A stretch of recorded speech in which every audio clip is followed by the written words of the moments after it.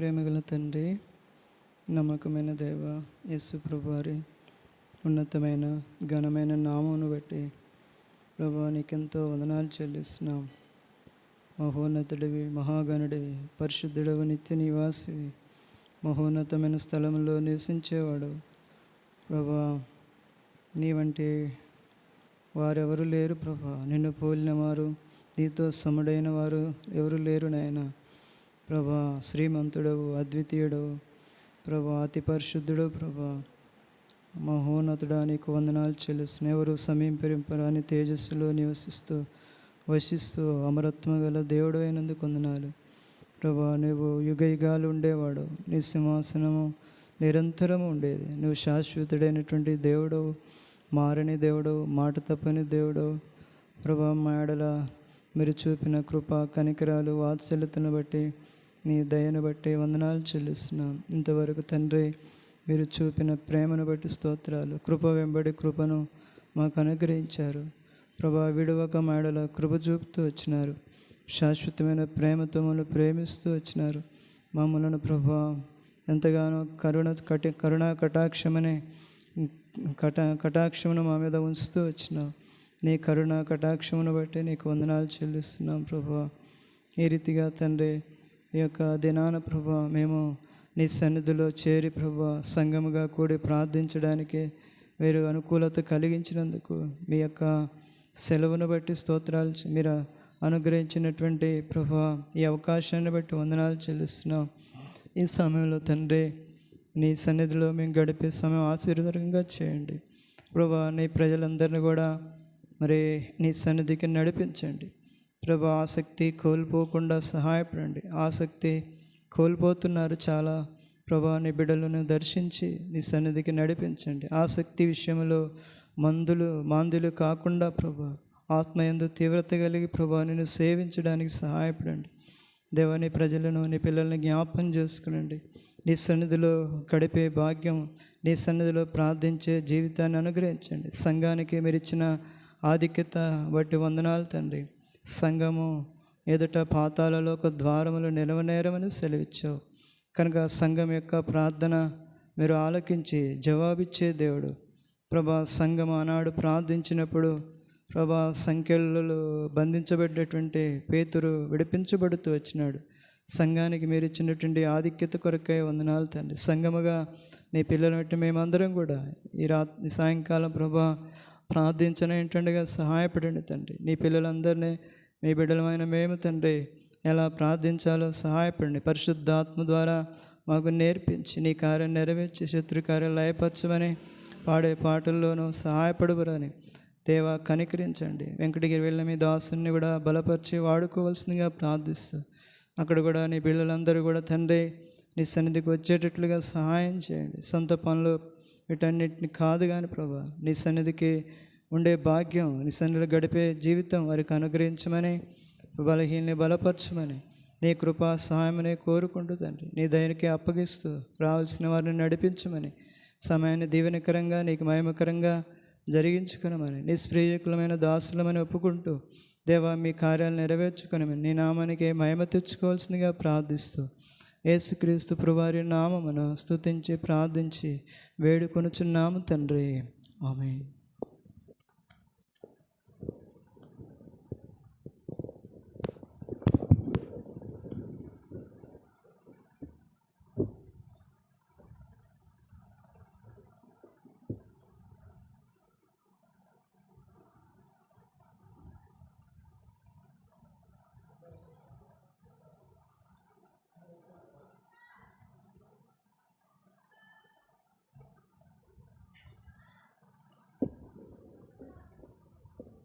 కొత్త పాట పుస్తకాల నుంచి 555వ పాట. ప్రభు యేసు నా రక్షక.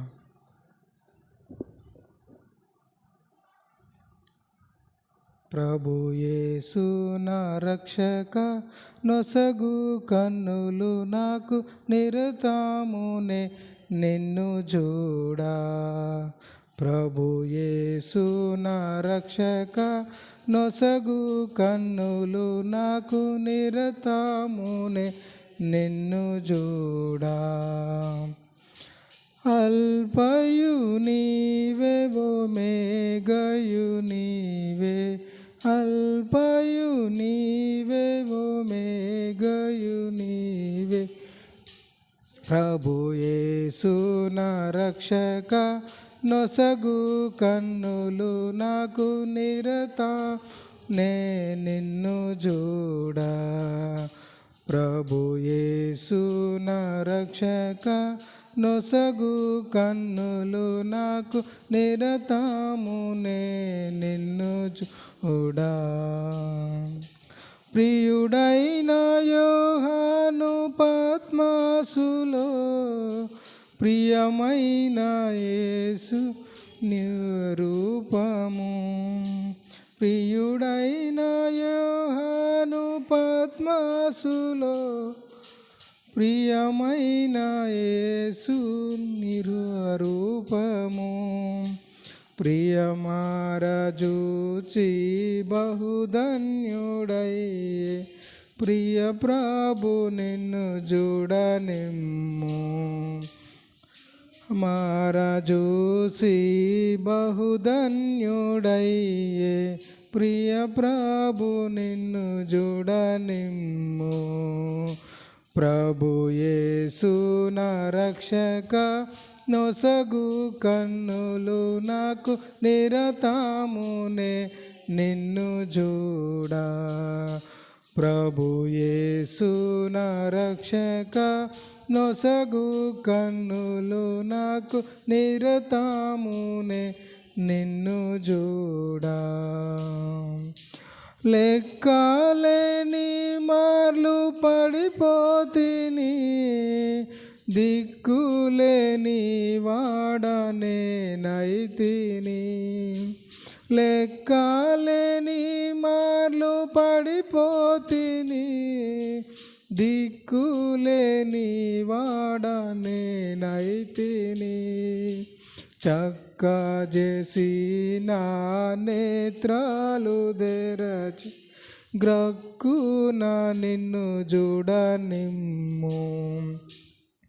కాగజేసి నా నేత్రములు తెచ్చుకున నిన్ను చూడనిమ్ము. ప్రభు యేసు నా రక్షక, నొసగు కన్నులు నాకు నిరత, నే నిన్ను చూడా. ప్రభు యేసు నా రక్షక, నొసగు కన్నులు నాకు నిరత, నే నిన్ను చూడా. ఎరిగి ఎరిగినే చెడిపోతిని, యేసుని గాయము రేపితిని. ఎరిగి ఎరిగినే చెడిపోతిని, యేసుని గాయము రేపితిని.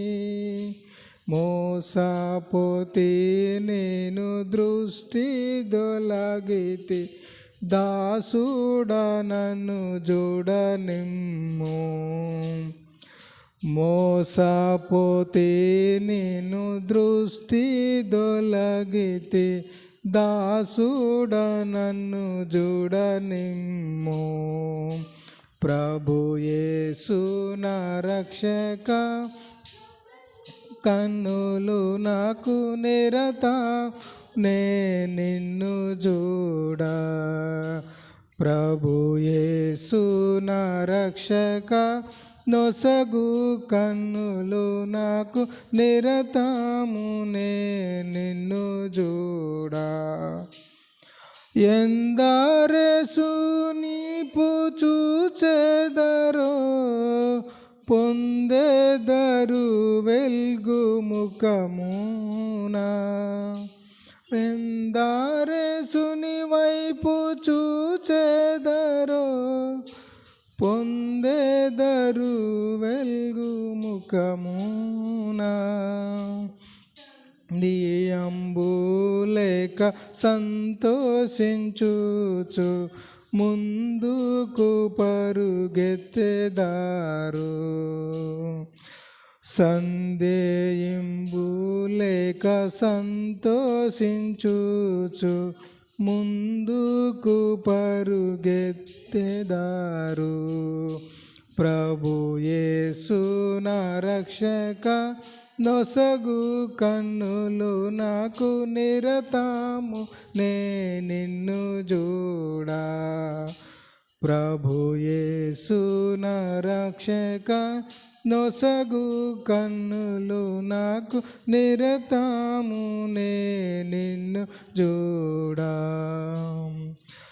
లోక భోగాలపై నా నేత్రాలు సోకకుండునట్లు కృప చూపుము.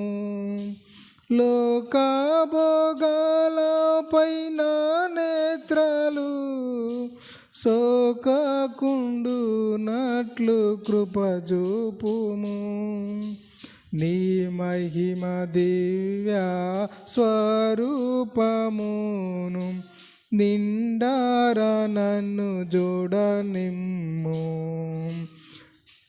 నీ మహిమ దివ్య స్వరూపమును నిండారా నన్ను చూడనిమ్ము. ప్రభు యేసు నా రక్షక నొసగు కన్నులు నాకు నిరత నే నిన్ను చూడా. ప్రభు యేసు నా రక్షక నొసగు కన్నులు నాకు నిరతము నే నిన్ను చూడా. అల్పయు నీవే ఒమేగయు నీవే, అల్పయు నీవే ఒమేగయు నీవే. ప్రభు యేసు నా రక్షక నొసగు కన్నులు నాకు నిరతము నే నిన్ను చూడా. ప్రభు యేసు నా రక్షక నొసగు కన్నులు నాకు నిరతము నే నిన్ను చూడా.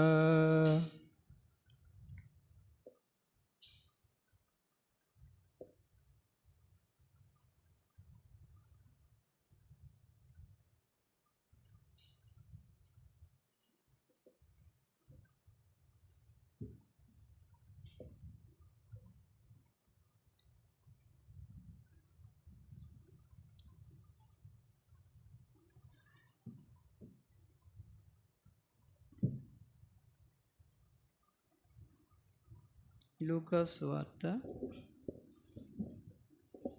11వ అధ్యాయము మొదటి వచనం చదువుకుందాం. లూకా సువార్త 1వ అధ్యాయము 1వ వచనం. ఆయన ఒక చోట ప్రార్థన చేయుచుండెను. ప్రార్థన చాలించిన తర్వాత ఆయన శిష్యుల్లో ఒకడు, ప్రభువా, యోహాను తన శిష్యులకు నేర్పినట్లుగా మాకును ప్రార్థన చేయ నేర్పుమని ఆయనను అడిగాను. ప్రభు ప్రార్థన చేయడానికి వచ్చిన మాకు ఎలా ప్రార్థించాలో దేవా నాకు తెలియదు. ఆత్మ ద్వారా సహాయం చేయండి. మీ కృపకే అప్పగిస్తూ నా దేశాన్ని స్థాపిస్తూ ఎవరైనా రావాల్సింటే వాళ్ళని నడిపించండి. ప్రార్థన సమయాన్ని దేవుడిగా చేయదు. ప్రార్థిస్తుండగా మా ప్రార్థనకు జవాబు పొందడానికి సహాయం చేయండి.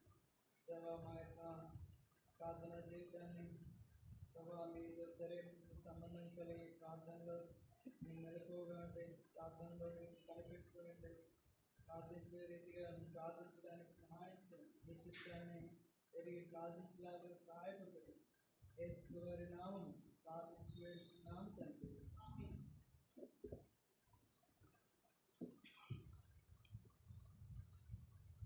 యేసు ప్రభువారు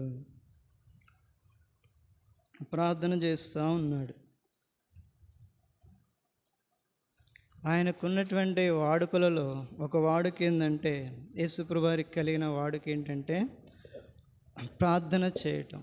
ఆయన తన వాడుక చొప్పున అని అంటాడు. చూడండి, లూకా సువార్త 21 రెండవ అధ్యాయం 39వ వచనం. లూకాసు వార్త 22వ అధ్యాయం 39వ వచనం. తర్వాత ఆయన బయలుదేరి తన వాడుక చొప్పున ఒలీవల కొండకు వెళ్ళగా శిష్యులను ఆయన వెంట. కనుక యేసుప్రభు వారికి కలిగి ఉన్నటువంటి వాడుకలలో ఒక వాడుక ఏంటంటే ప్రార్థన చేసేదే వాడుక. మనకు చాలాసార్లు ఈ వాడుకను కలిగి ఉండం. ఆయన పిల్లలమని చెప్పుకుంటాం, కానీ యేసుప్రభు వారి బిడ్డలమని చెప్పుకుంటాం. కానీ యేసుప్రభు వారు అన్నాడు, మనం ఆయన పిల్లలమైతే ఏం చేయాలా? ఆయన అడుగుజాడల్లో మనం నడవాలి. ఆయన మనకు మాదిరి ఉంచిపోయాడు. పేతురు గారు అంటాడు, మనం ఆయన అడుగుజాడల్లో నడవడానికి మనకి ఏం ఉంచిపోయాడు? యేసుప్రభు వారు మాదిరి ఉంచి పోయాడు. ఎక్కడికి పోయాడు? పరలోకానికి పోయాడు. కనుక ఏంటి ఆ మాదిరి అంటే, మనం కూడా ఆయన వల్ల ఏం చేయాలని? ప్రార్థన చేయాలని. ప్రార్థన యేసుప్రభు వారి శిష్యులతోటి అంటాడు, మీరు ప్రార్థన ఎట్లా చేయమంటాడు? శోధనలో ప్రవేశించుకున్నట్లు మెలకువగా ఉండి ప్రార్థన చేయడి అంటాడు. ఇంకో చోట అంటాడు, విసుకక నిత్యము ప్రార్థన చేయుచుండవలనని అంటాడు. కనుక ప్రభు తన శిష్యులకు ఈ లోకంలో ఉన్నప్పుడే, ఆయన వెళ్ళిపోకముందే, పరలోకానికి వెళ్ళిపోకముందే ఆయన వాళ్ళకు ఏమి చూపించిపోయాడంటే మాదిరి ఉంచిపోయాడు. నేను ఎలా ప్రార్థన చేస్తున్నానో మీరు కూడా ఏం చేయండి? ప్రార్థన చేయండి. కనుక యేసుప్రభు వారు కలిగినటువంటి వాడుక ఏంటంటే ప్రార్థన చేసేది ఆయన వాడుక. కనుక వాడుక చొప్పున ఆయన ఏం చేశాడంటే ఒలీవల కొండకు వెళ్ళాడంట. ఎందుకు వెళ్ళి ఉంటాడు యేసుప్రభు వారు? ఒలీవల కొండ కంటే ప్రార్థన చేయడానికి వెళ్ళి ఉంటాడు. సరే, ఇక్కడ ఈ లూకాసు వార్త 11వ అధ్యాయంలో చూస్తే ఆయన ఒక చోట ఏం చేస్తున్నాడు? ప్రార్థన చేస్తూ ఉన్నాడు. ప్రార్థన చేసిన తర్వాత ఏం ప్రార్థన చేశాడో ఇక్కడ రాయలేదు, కానీ మొత్తానికి ప్రభు ప్రార్థన చేశాడు. ప్రార్థన చాలించిన తర్వాత ఆయన శిష్యులలో ఒకడు, మరి ఎవరో తెలియదు, మొత్తానికి ఆయన శిష్యుల్లో ఒకడు అని రాయబడింది. బైబిల్లో నుంచి మనం ఏం చేయకూడదు? మన సొంతం ఏది కూడా మాట్లాడకూడదు. అక్కడ ఏది ఉందో అన్నీ కూడా బైబిల్లో రాయబడి అన్నీ కూడా ఎట్లా రాశారు? పరిశుద్ధాత్మ ప్రేరేపణ, ఆత్మ ద్వారా ప్రేరేపించబడి వాళ్ళు రాశారు. మనం ఊహించుకోకూడదు. పేతురు అనొచ్చు, ఎవరో యోహానని ఉండొచ్చా, కొంతమంది చెప్తారు పేతురు అన్నాడని. అక్కడ లేదు, అక్కడ పేతురు అనేది లేదు. కానీ ఒకడు, ఆయన శిష్యుల్లో అయితే ఒకడు అని ఉంది. అట్లే మనం చదువుకోవాలి.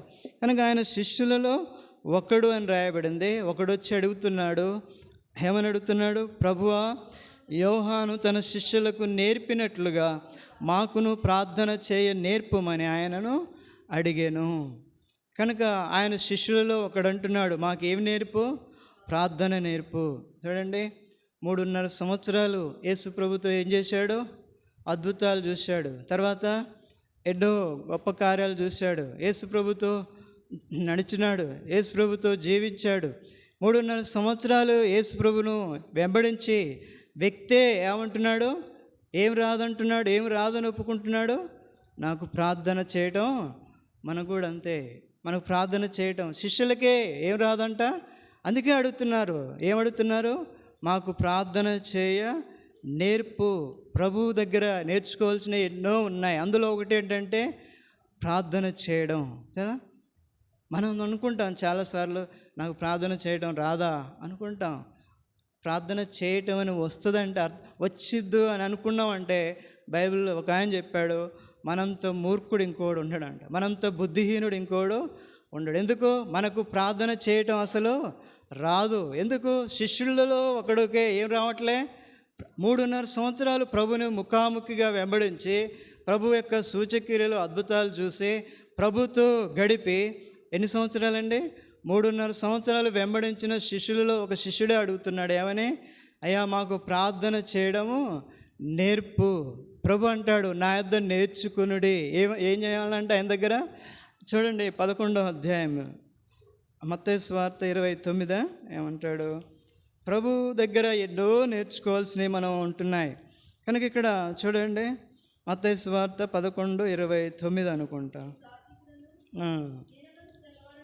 గనుక ఎత్తుకొని నా యొద్ద నేర్చుకుని. అంటే ఆయన మనకెవరు?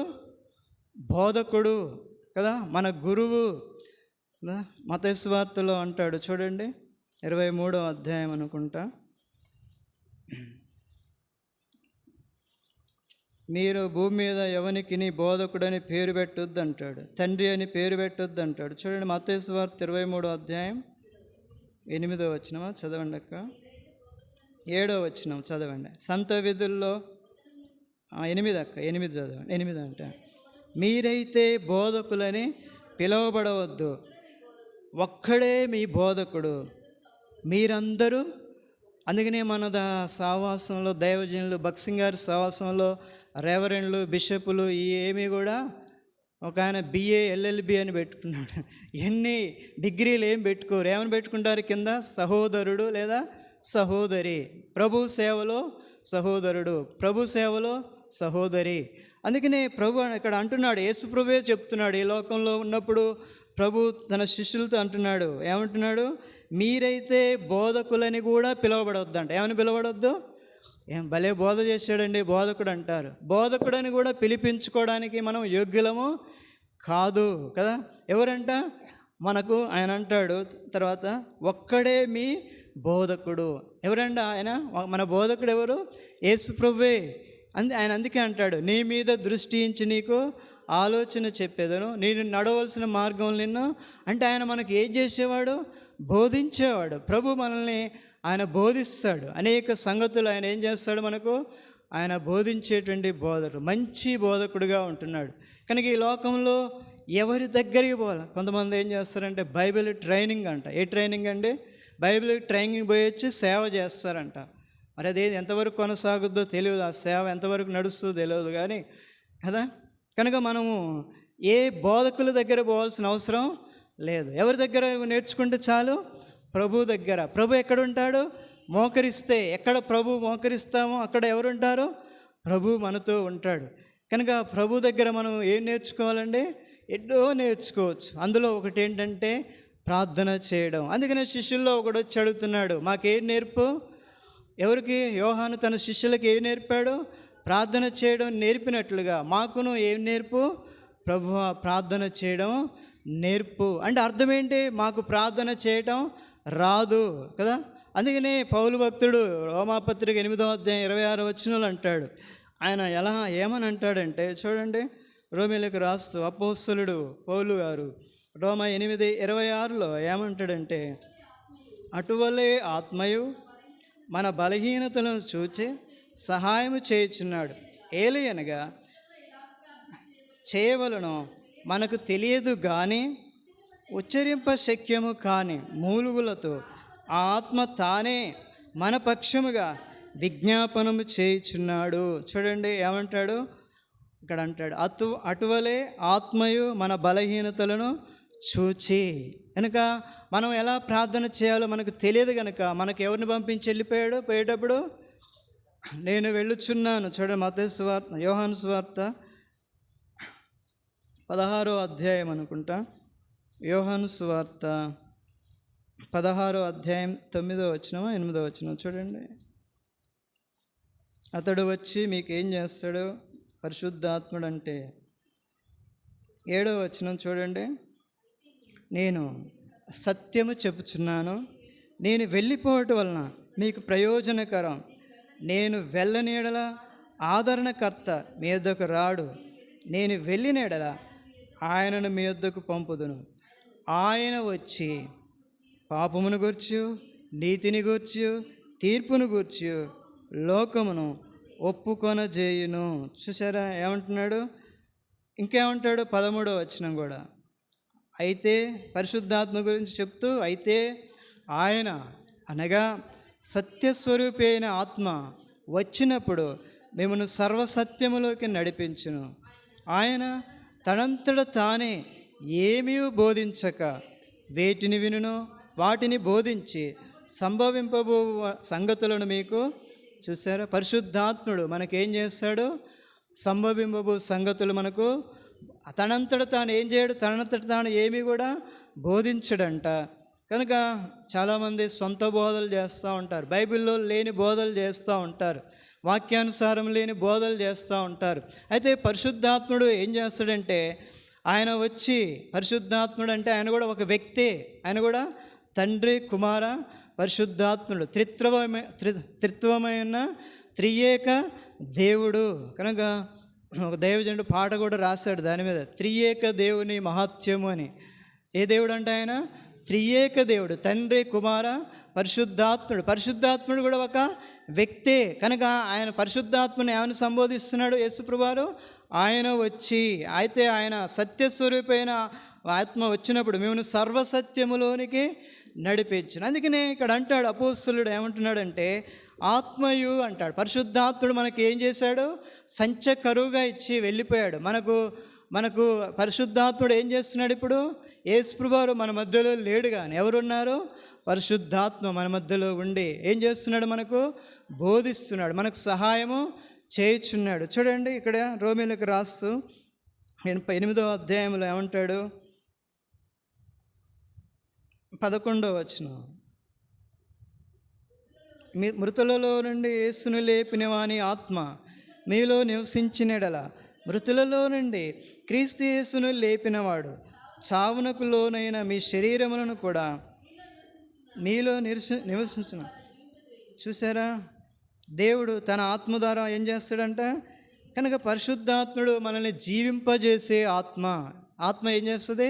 పరిశుద్ధాత్మకు ఎన్నో పేర్లు ఉన్నాయి. సత్యస్వరూపైన ఆత్మ అంటాడు, ఆదరణ కర్త అంటాడు, ఇక్కడ అంటాడు జీవింపజేయు ఆత్మ అంటాడు, ఇంకో చోట అంటాడు నడిపించే ఆత్మ అంటాడు. ఏ ఆత్మ అంటే? నడిపించే ఆత్మ. ఎన్నో పేర్లు మనం చూస్తాం పరిశుద్ధాత్మకు. సరే, ఇక్కడ ఇంకేమంటాడు చూడండి, 14వ వచనం, 15వ వచనం, 8:15. ఏలైనగా మరలా భయపడుటకు మీరు దాస్యపు ఆత్మను పొందలేదు, కానీ దత్తపుత్రాత్మను పొందితిరి. ఏ ఆత్మ అంట? దత్తపుత్రాత్మ అని కింద అంటాడు, స్వీకృత పుత్రాత్మ అంటాడు. కనుక దత్తపుత్రాత్మను పొందితే ఆత్మ కలిగిన వారమై, ఏం కలిగిన వారం అంట? కొంతమందికి ఇంతవరకు పరిశుద్ధాత్మ అంటేనే తెలియదు. అట్టాటోళ్ళకి ఇక మనం ఏం చెప్పలేం. పరిశుద్ధాత్ముడు అంటేనే కొంతమందికి, నీలో పరిశుద్ధాత్ముడు ఉన్నాడంటే చాలామందికి అసలు వాళ్ళకి ఏం అర్థం కాదు. పరిశుద్ధాత్ముడు ఒక వ్యక్తిలో ఉన్నాడా లేడా అని ఎట్ట తెలుస్తుందంటే, ఏదైనా పాపం చేసాం, చూడకూడని చూపు చూసాం అనుకో, లోపల పరిశుద్ధాత్ముడు ఉంటే ఏమంటాడు? నువ్వు ఏం చేసావు? తప్పు చూపు, నువ్వు చూడకూడని చూపు చూసావు. కనుక పరిశుద్ధాత్ముడు ఉంటే ఏం చేస్తాడు? మనల్ని గద్దిస్తాడు. లేకపోతే పరిశుద్ధాత్ముడు లేడనుకోండి, ఎట్లుంటాం? ఏం కాదులే, పర్వాలేదులే, నువ్వు చూసేదే మంచిదేలే అంటాడు. అదే పరిశుద్ధాత్ముడు ఉన్నాడు అనడానికి రుజువు. ఏదైనా మనం పొరపాటు చేసినప్పుడు, తప్పు చేసినప్పుడు పరిశుద్ధాత్ముడు ఉంటే ఏం చేస్తాడు? మనల్ని గద్దిస్తాడు, మనతో హెచ్చరిస్తాడు, మనతో మాట్లాడుతాడు. అది పరిశుద్ధాత్ముడు ఉన్నాడు అనడానికే రుజువు అన్నమాట. చాలా ఉన్నాయి రుజువులు. సరే, ఇక్కడ అంటాడు చూడండి, ఇక్కడ అంటాడు 15వ వచనంలో ఆత్మ కలిగిన వారమే అంటాడు. చూడండి ఏమంటాడు? మనము అబ్బా తండ్రి అని మొరపెట్టుచున్నాము. ఏం చేస్తున్నాం? కనుక ఆత్మ కలిగిన వారు మాత్రమే ఏం చేస్తారు? ఆయనకు మొరపెడతారు. పరిశుద్ధాత్మ సహాయం లేకుండా మనం ఏం చేయలేమండి. ఇప్పుడు తండ్రి అని పిలవలేము, లేకపోతే అబ్బా అని కూడా. ఇక్కడ అదే అంటాడు, ఆ ఆత్మ కలిగిన వారమై. ఏం కలిగిన వారమై? ఏ ఆత్మ అండి? పరిశుద్ధాత్మ మళ్ళీ చదవండి, 15వ వచనం, 8-15. రోమా, ఏలైనగా మరలా భయపడుటకు మీరు దాస్యపాత్మను పొందలేదు, కానీ దత్తపుత్రాత్మను పొందితిరి. ఆత్మ కలిగిన వారమై మనము అబ్బా తండ్రి అని ఏమని మొరపెడుతున్నాము? కనుక పరిశుద్ధాత్మ ద్వారానే మనం ఏం చేయగలమండి? ప్రార్థన. అందుకనే అపోస్తలుడు ఇక్కడ అంటున్నాడు, అటువలే ఆత్మయు మన బలహీనతలను చూచి. ఏం చూస్తున్నాడు? పరిశుద్ధాత్ముడు మనలో ఏం చూస్తున్నాడు? బలహీనతలు. మనం అనేక బలహీనతలు కలిగి ఉన్నాం, ఎన్నో రకాలుగా బలహీనం కదా. ప్రార్థనలో బలహీనం, వాక్యం చదివే విషయంలో బలహీనం, కృతజ్ఞతలు చెల్లించే విషయంలో బలహీనం, సమయానికి వచ్చే విషయంలో బలహీనం, పాటలు పాడే విషయంలో ఎలా పాడాలో కూడా అది కూడా బలహీనతే, సువార్త చెప్పే విషయంలో బలహీనం, మాట ఇచ్చి నెరవేర్చే విషయంలో బలహీనం. కనుక ఎన్నో విషయాల్లో. అందుకనే మనం బలహీనమై ఉండగానే ఆయన ఏం చేశాడు? మన కొరకు సిలువలో బలహీనమైండగా, మన కొరకు యుక్త కాలములో భక్తిహీనుల కొరకు ఆయన ఏం చేశాడంట? మనం ఎంత బలహీనం అంటే ఎంత బలహీనం తెలుసా? మన పిల్లోడు స్కూల్కి వెళ్ళాడు అనుకోండి, స్కూల్ నుంచి ఒక వార్త వచ్చింది అనుకోండి, మీ పిల్లోడు వాంతి చేసుకున్నాడు, అసలు సోయి లేకుండా పడ్డాడని ఒక వార్త వచ్చింది అనుకోండి, మనం ఏం చేస్తాం? కొంతమంది అయితే రొమ్ము కొట్టుకుని ఏడుస్తూనే ఉంటారు, కన్నీళ్ళు వస్తూనే ఉంటాయి. అంత బలహీనం మనం, ధైర్యం ఉండదు, ఏముండదు. ఇంత యేసు ప్రభుని నమ్ముకున్నాకే, ప్రభుని నమ్ముకున్నా కూడా ఏం లేదు మనలో, అంత బలహీనం మనం కదా. ప్రభు చూసుకుంటాడు కదా. అబ్రహాం అంటాడు ఇస్సాకుతో, ఏమంటాడు? గొర్రె పిల్లను ఏది అంటే ఏమంటాడు? దేవుడే చూసుకుంటాడు అన్నప్పుడు ఎందుకు నీకు అంత, మనకెంత టెన్షన్ కదా, ఏం జరిగిందో, ఏమైపోయాడో కదా. మీ పిల్లోడు చిన్న యాక్సిడెంట్ అయిందండి రోడ్డు మీద అన్నారనుకోండి, ఎంతగా బలహీనం అయిపోతాం. అందుకనే మనం బలహీనం అని ఇక్కడ అటువలే ఆత్మయు ఏం చూస్తున్నాడంట? మన బలహీనతలను చూచి ఏం చేస్తున్నాడు? మనం బలహీనం కాదండి. ఏలియా లాంటి వాడండి, వర్షాన్ని ఏం చేశాడు? కురిపించాడు. వర్షం కురవంటే కురిసింది, వర్షం ఆగిపోవంటే ఆగిపోయింది. పైనుంచి ఏం కురిపించాడు? అంత ప్రార్థనలు, అంత బలవంతుడు. కానీ చివరికి అతడు కూడా ఏమైపోయాడు తెలుసా? యెజబెలు స్త్రీ అన్న మాటకు ఏమైపోయాడు? మరణాపేక్ష కలిగి, ప్రభువుగా చాలు, ఇక నీ ప్రవక్తగా ఉండడానికి నేను ఉండలేను, నన్ను తీసివేయని. దేని కొరకు ప్రార్థన చేశాడు? మరణం కొరకు. ఏని కొరకు అండి? తనకు మరణాన్ని కలిగే మరణం కొరకు ప్రార్థించినట్లుగా చూస్తాం. అంటే ఏలియా కూడా ఎలాంటి వాడు? ఏలియా గురించి రాస్తాడు, ఏలియా మన వంటి స్వభావం గల మనుషుడే అంటాడు. మనుజుడే అంటే అర్థం ఏంటి? ఏలియాని గురించి మనం ఏమనుకుంటామంటే చాలాసార్లు ఆయనండి గొప్ప దైవజనుడు అండి, ఆయనకేంటంటాం. కానీ ఆ మాట అంటామని పరిశుద్ధాత్ముడు ఏం చేశాడంటే ఆయన కూడా ఎలాంటి వాడు? బలహీనుడే. ఎందుకు? ఒక స్త్రీకి ఏమైపోయాడు? ఒక స్త్రీకి భయపడ్డాడు, ఎంతో అరణ్యానికి పారిపోయాడు, ఒక బదరీ వృక్షం కింద పడుకున్నాడు. ప్రభుతో అంటాడు, ఇక చాలు ప్రభు, నన్ను తీసేయి, ఏం చేయి. ఇలాంటి ప్రార్థన చూడండి. మనం కూడా చాలాసార్లు బలహీనంగా ఉంటాం. ఇక చాలు, ఆత్మీయ జీవితంలో ఇక చాలేగా, విశ్వాస జీవితం కొనసాగించలేం అని అంటాం. అయితే ప్రభువుకి తెలియదా మనం ఎంత బలహీనమో? అందుకే అంటాడు, ఆత్మ మన బలహీనతలను చూసి మనకేం చేస్తున్నాడు? సహాయం చేయుచున్నాడంట. ఎవరు చేస్తారండి మన బలహీనతలు మనకు సహాయము? ఆత్మ. 2 అక్షరాలు ఎక్కడైనా బైబిల్లో ఆత్మ అనే 2 అక్షరాలు పెద్దగా ఉన్నాయంటే అది ఎవరి ఆత్మ అండి? పరిశుద్ధాత్మ అని అర్థం, దేవుని ఆత్మ. ఆత్మ అనే 2 అక్షరాలు చిన్నగా ఉన్నాయనుకోండి, అది ఎవరి ఆత్మదే? అది మనిషిని ఆత్మ అని గుర్తుపెట్టుకోవాలి. కనుక దేవుని ఆత్మ లేదా పరిశుద్ధాత్మ మనకేం చేస్తాడు? సహాయము చేసేవాడు. తర్వాత అంటాడు, ఎందుకు సహాయం చేస్తాడంటే చూడండి, ఏలై అనగా మనము యుక్తముగా ఏలాగు ప్రార్థన చేయవలనో మనకు పౌలు గారు అంటాడు, మనము యుక్తముగా ఏలాగు మనం ప్రార్థన చేస్తాం, కానీ ఎలా చేయము? యుక్తముగా చేయం. అదనమాట. మనం ఎలా ప్రార్థన చేయాలా? యుక్తముగా చేయడం కావాల్సింది ప్రార్థన. మన ప్రార్థనలో ఎన్ని వ్యర్థమైన మాటలు ఉంటాయో, మన ప్రార్థనలో ఎన్ని చెప్పకూడని.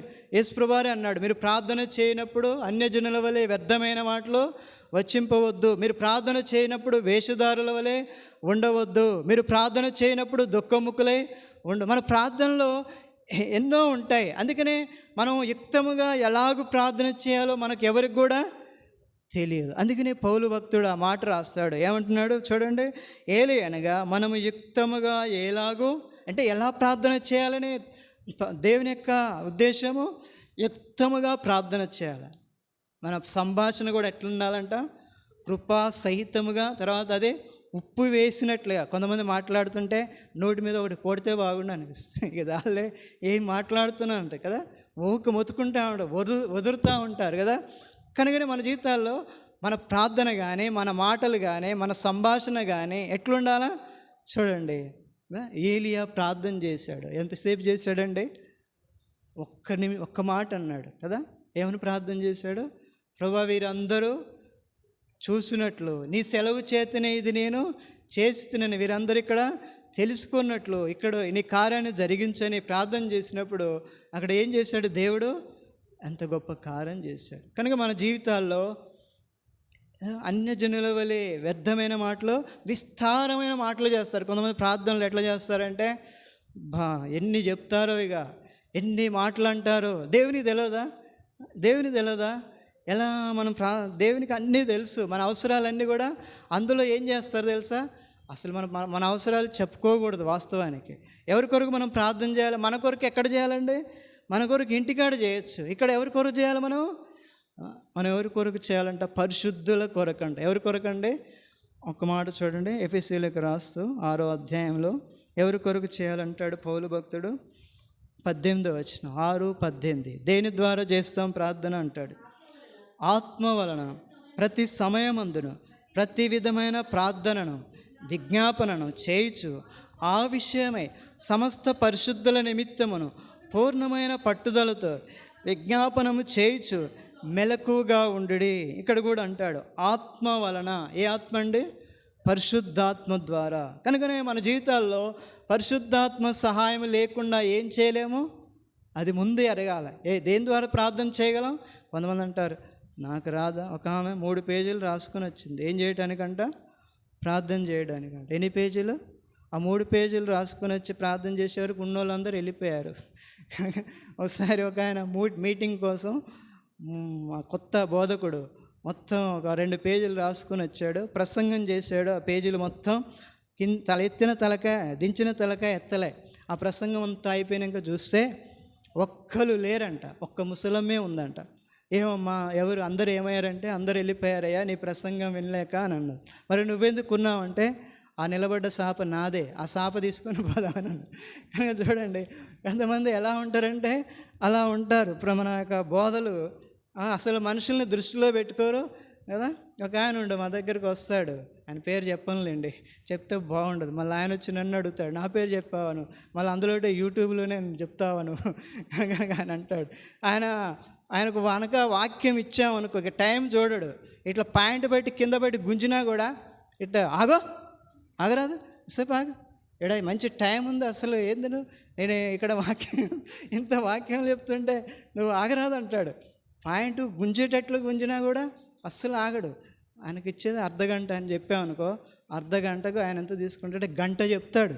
గంట చెప్పి ఇంకా అంటాడు ఇంకా నాకు చెప్పాలండి. అసలు ఏం చెప్తాడంటే వాక్యంలో లేని అన్నీ చెప్తాడు.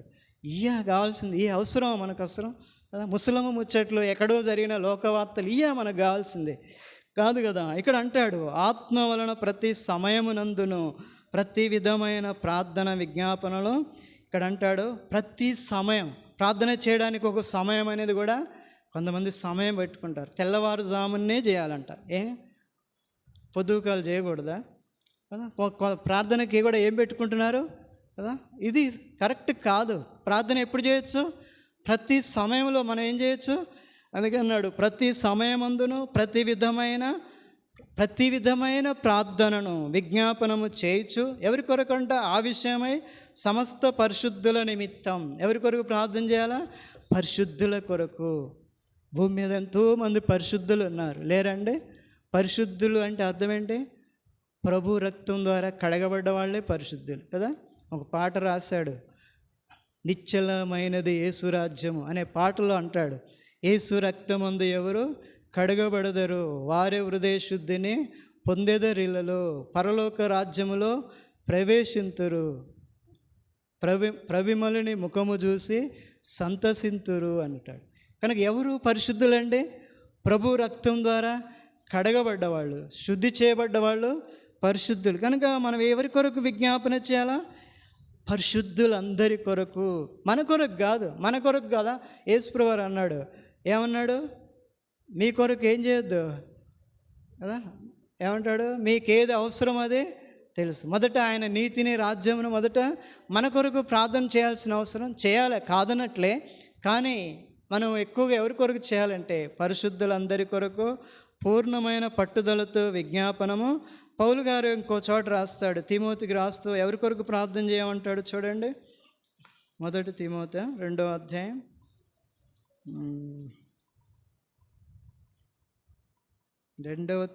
1 తిమోతి 2వ అధ్యాయం ఎవరి కొరకు చేయమంటాడు? 2వ వచనం చూడండి. రాజుల కొరకు, అధికారులందరి కొరకు. ఎవరి కొరకు చేయాలంట? రాజులు అంటే ఎవరు? ప్రధానులు, దేశం నాయకుల కొరకు. తర్వాత అధికారులు, అధికారంలో ఎంతోమంది ఉన్నారు, వారి కొరకు కూడా మనం ఏం చేయాలా? మనం చాలాసార్లు అధికారులను మర్చిపోతాం, రాజులను, దేశాన్ని పరిపాలించే నాయకులను మర్చిపోతూ ఉంటాం. కనుక మనం రాజుల కొరకు, తర్వాత అధికారులు, వాళ్ళ కొరకు ఏం చేయమంటాడు? ఇంకో చోట అంటాడు, 2వ వచనం మొదటి వచనంలో అంటాడు, అన్నిటికంటే, మధ్య భాగంలో చూడండి, అన్నిటికంటే ముఖ్యముగా. దేనికంటే ముఖ్యమంట? అన్నిటికంటే ముఖ్యంగా మనుషులందరి కొరకు అంటాడు. ఎవరి కొరకు అంట? అక్కడేమో పరిశుద్ధుల కొరకు పౌలు గారు చేయమంటాడు. ఇక్కడ పౌలు, అదే అపోస్తలుడు ఏమంటాడంటే మనుషులందరి కొరకు చేయాలి. ఎందుకు? మనుషులు ఎంతోమంది ఇంకా రక్షణ పొందని వాళ్ళు, వారి కొరకు, రక్షణ పొందని వాళ్ళ కొరకు, మనుషులందరి కొరకు, రాజుల కొరకు. ఇక్కడ ఎన్ని గుంపులు ఉన్నారండి? మొదటి గుంపు మనుషులందరి కొరకు, రెండవది రాజుల కొరకు, మూడవది అధికారుల కొరకు, నాలుగవది అక్కడ పౌలు గారు అన్నాడు ఎవరి కొరకు? పరిశుద్ధుల కొరకు. మనం ఏం చేయాలా? ఆత్మ ద్వారా చేయాలి. దేని ద్వారా? శరీరంతో కాదు, లేకపోతే నాలుకతో కాదు, ఆత్మ వలన అన్నాడు. దేనివల్ల? పరిశుద్ధాత్మ ద్వారా మనం ఏం చేయాలంట? ప్రార్థన చేయాలి. కనుకనే ఈ ప్రార్థన మన జీవితాల్లో చేయాలనేది. అందుకని ఇక్కడ అంటాడు, రోమా 8:26లో అంటాడు, మనం యుక్తముగా ఎలాగూ ప్రార్థన చేయవలనో మనకు తెలియదు. కానీ ఏం తెలియదండి? మనం ఎరగాలి. యుక్తముగా ఎలా ప్రార్థన చేయాలో నాకు తెలియదు ప్రభువా, నీ ఆత్మ ద్వారా నాకు సహాయం చేయి. యథార్థంగా నువ్వు ఒప్పుకుంటే పరిశుద్ధాత్ముడు మనకేం చేస్తాడు? మనం ఎలా ప్రార్థన చేయాలో మనకు చేస్తాడు. అందుకని ఇక్కడ అన్నాడు, తర్వాత అంటాడు చూడండి, ఉచ్చరింప శక్యముగాని మూలుగులతో ఆత్మ తానే మన పక్షముగా. ఆత్మ ఎట్లా ప్రార్థన చేస్తాడంట? ఉచ్చరింప శక్యము కానీ మూలుగులతో. మనం అలా చేయలేం. మనం చేస్తే ఒక్క మూలుగు కూడా రాదు కదా. ఎంత తేలికగా చేస్తామంటే గాలిలో పోయినట్టుగా చేస్తాం. మన ప్రార్థన ఎట్లా ఉంటుంది? హెలికాప్టర్లో, విమానంలో పోయినట్టు అంత తేలికగా, భారం ఉండదు. ప్రార్థన అంటే ఏముండదు? ఏదో ప్రార్థన చేయకపోతే ఏమంటారు, వాళ్ళు ఏమనుకుంటారు, వీళ్ళు అయ్యగారు ఏమనుకుంటారు, అమ్మగారు ఇట్లా అనుకుంటారేమో. అలా కాదు. ఎట్లా ఉండాలి? భారం ఉండాలి. నశించిపోయే ఆత్మల పట్ల, నీ ఇంట్లో రక్షణ పొందిన వారి కొరకు. ఎంతోమంది ఇబ్బందుల్లో ఉన్నారు, ఎంతోమంది అధికారులు ఈ లోకంలో పరిపాలన చేసేవాళ్ళు ఎంతో సరిగా పాలన చేయట్లే. వారి కొరకు మనం ఏం చేయాలి? భారముతో ప్రార్థించాలి. ఎట్లా ప్రార్థన చేయాలండి? భారం ఉండాలి. ప్రార్థన భారం. ఏ భారము? ప్రార్థన అనేది మనం భారం. ఇక్కడ అదే అన్నాడు, మూలుగుల పరిశుద్ధాత్ముడైతే ఎట్లా చేస్తున్నాడంట? ఉచ్చరింప శక్యం. అంటే ఆ మాటలు మనం పలకలేం. ఏ మాటలు? పరిశుద్ధాత్ముడు పలికే మాటలు మనం ఏం చేయలేం. అలాంటి ప్రార్థన చేస్తున్నాడు. ఎవరైనా ఒక ఆయన ఉన్నాడు, ఎవరు? పరిశుద్ధాత్ముడు. ఏం చేస్తున్నాడు? ఉచ్చరింప శక్యముగానే మూలుగులతో ఆత్మ తానే మన పక్షముగా ఏం చేస్తున్నాడు? కనుక ప్రభు పరిశుద్ధాత్మ ద్వారా మనము ప్రభా ఈ సమయంలో మేము ఎలా ప్రార్థించాలో, కొన్నిసార్లు ప్రభా మేము ఎలా ప్రార్థన చేయాలో మాకు తెలియట్లే కదా. ఆనాడు శిష్యులలో 3.5 సంవత్సరాలు ప్రభుతో ఉన్నాడు, ప్రభుని వెంబడించాడు, ప్రభుని చూసినాడు. ఒక శిష్యుడు వచ్చి అంటున్నాడు, శిష్యులలో ఒకడు వచ్చి ప్రభుని అడుగుతున్నాడు, ఏమని? యోహాను తన శిష్యులకు ప్రార్థన చేయని నేర్పినట్లుగా మాకును ఏమి నేర్పు? ప్రార్థన చేయని నేర్పు. అంటే మనకి ఏమి రాదని ఎరగాలి. మనం ఇంతవరకు నువ్వు చేసి ఉండొచ్చు ప్రార్థన, తప్పేం కాదు. మొట్టమొదటిగా మనం ఏం తెలియదు, ఆ శిష్యుడికే తెలియట్లే. ఏం తెలియట్లే? ప్రార్థన ఎలా చేయాలో తెలియదు. మనం కూడా పరిశుద్ధాత్మ ద్వారా ప్రభువా నాకు ఎలా ప్రార్థన చేయాలి ఇంకా తెలియట్లే ప్రభువా కదా. పొద్దున్నే ఏమని ప్రార్థన చేస్తాం? ఏమని ప్రార్థన చేస్తామండి? ప్రభువా ఈ దినమంతా ఏం చేయి?